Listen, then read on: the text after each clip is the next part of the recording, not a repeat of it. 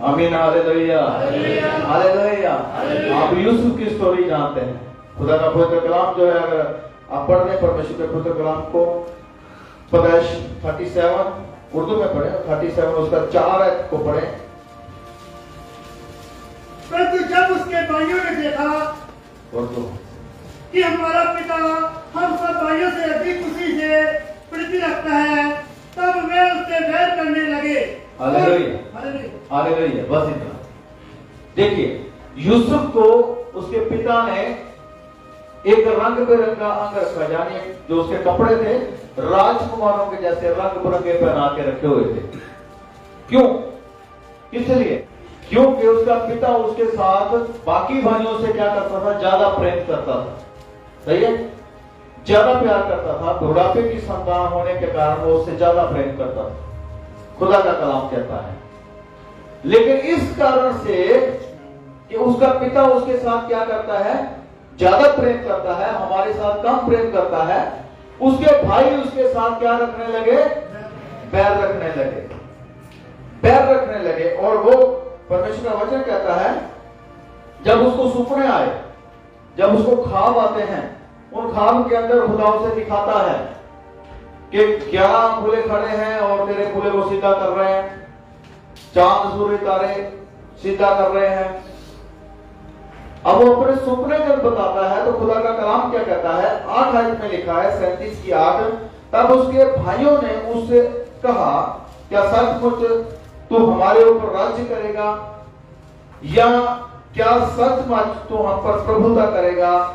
इसलिए वे उसके सपनों के कारण और उसकी बातों के कारण उससे और भी अधिक बैर करने लगे। Hallelujah hallelujah. बात समझ रहे? पहले तो थोड़ा प्यार और विरोध करते थे, और अब वचन कहता है कि वे और ज्यादा प्यार करने लगे। अब उनके मन के अंदर और ज्यादा क्रोध जो था भर गया, और विरोध जो था भर गया। और वो उसके सुपनों के कारण, उसके पिता के प्रेम के कारण, और वो जो प्रतिष्ठित खुदा ने बताया कि तू राज्य करेगा, इस कारण से और ज्यादा वो बैर करने लगे। और उन्होंने सोचा, अपने मन में इन बातों को रख लिया। और जब वो दूर देश के अंदर 2-3 देश छोड़कर, ऐसे 2-3 नगर छोड़कर वो दूर भेड़ बकरियां चराने के लिए जाते थे, उसके पिता ने कहा कि बहुत दिन हो गए तेरे भाई आए नहीं, कुछ राशन ले जाओ और उनको क्या कर, उनका पता लेके आओ। और खुदा का कलाम कहता है, जब वो गया, यूसुफ जब गया उनके लिए कुछ लेके खाने पीने के लिए, और उन्होंने देखा कि ये सपने देखने वाला आ रहा है। अब समय है कि जो बैर जो है हमने अपने दिल के अंदर पाल रखा है उसके प्रति, अब समय है कि हम उससे बदला लें। अब समय है कि इसके सुपने जो इसके साथ ही खत्म हो जाएं। ये हम पर राज्य ना कर सके, ये हम पर राजा ना ठहर सके, ये हम पर प्रभु ना ठहर सके। वचन में लिखा, उन्होंने उसको पकड़ा, उसको थोड़ा मारा, उसको खड्डे में डाल दिया, उसके कपड़े निकाल लिए। किस कारण से? बैर। जो मन में उनके बैर था। अगर वो उन्होंने सुपने सुने और अगर वो प्रभु में थे तो वो कहते ठीक है, अगर इसको हम पर हाकम ठहरना है तो खुदा की मर्जी, हमें क्या जरूरत है कि हम इसके विरोध में कुछ करें। लेकिन उस बैर के कारण उन्होंने उसके विरोध में क्या किया? उसको खड्डे में डाल दिया, उसको मारना चाहते थे। फिर उन्होंने वहां पर से निकाल के मिस्र जाने वालों के हाथ में उसको बेच दिया। और जब बेच दिया गया तो आगे उसको खरीद लिया गया। आप सब स्टोरी जानते हैं कि आगे उसको पोतीफर के घर के अंदर खरीदा गया, वहां से जेल के अंदर गया। जेल में से खुदा ने उसे निकाला सपनों के कारण। हालेलुया। क्योंकि खुदा दर्शन देता था, खुदा उसे सारी सच्चाइयां सपनों के कारण बताता था, सपनों के अर्थ उसे देता था। वो सपने देखता भी था और सपनों के अर्थ भी करता था। Hallelujah hallelujah.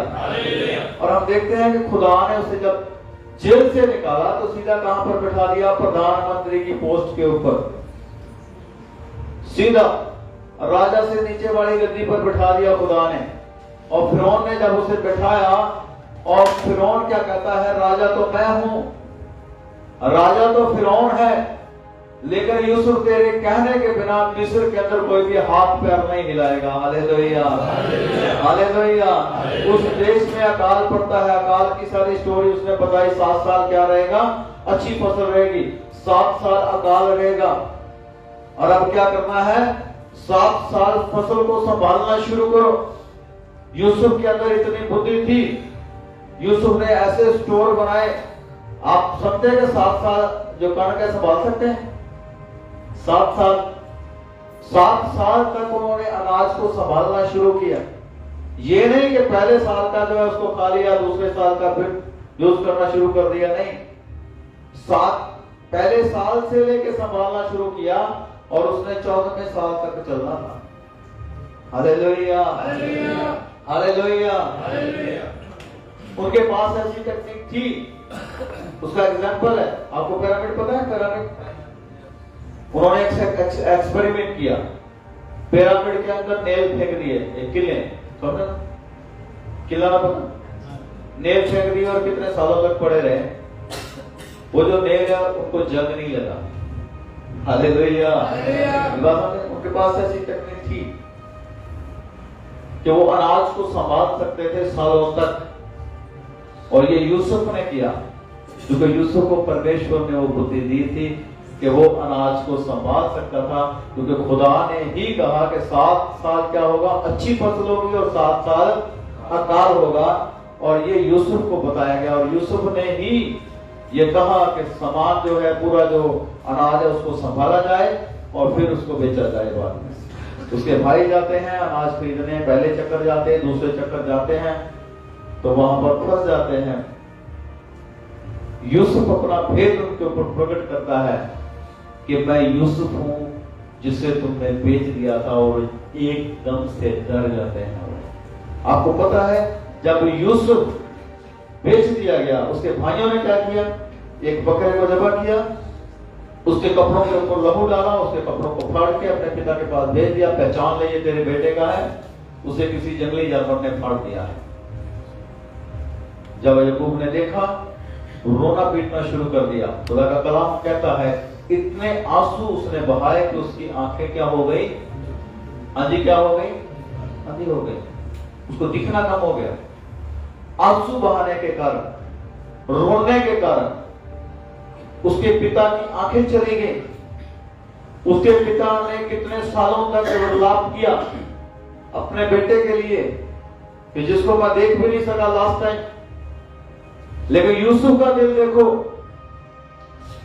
यूसुफ ने ये नहीं किया कि मेरे साथ तो जो तुमने किया तो किया, लेकिन मेरे पिता की आंखों का बदला तो तुम्हें देना ही पड़ेगा। बात समझ रहे हैं? हालेलुया। यूसुफ ने अपने भाइयों के ऊपर कोई मुकदमा नहीं किया। यूसुफ ने अपने भाइयों को जेल के अंदर नहीं डाला। यूसुफ ने अपने भाइयों के घराने को खत्म करने की कोशिश नहीं की। वचन में लिखा, यूसुफ ने कहा कि अभी अकाल 2 साल ही गुजरा है, 5 साल और बाकी है।